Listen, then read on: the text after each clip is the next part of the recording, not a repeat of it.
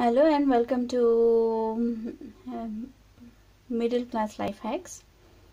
Today I'm going to tell you how to use leftover rasam, and I made this rasam, and my husband doesn't like to drink rasam.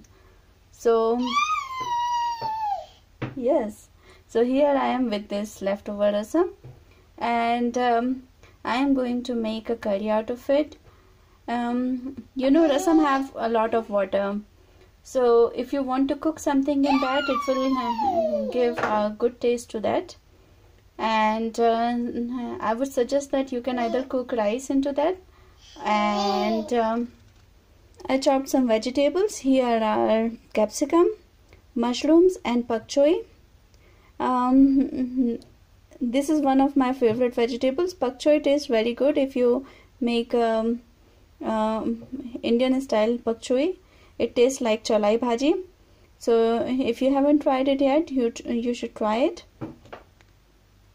So I added the rasam in a pan, and I am adding vegetables to it. So here I added some vegetables, and I will let it cook for about 5 minutes. So most of these vegetables will leave oil if it will come in contact with salt. So in that case you can add some couscous or buckwheat or any other kind of grain to it, maybe quinoa.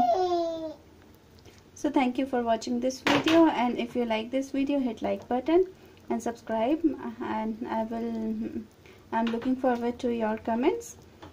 So and keep commenting and watching my videos.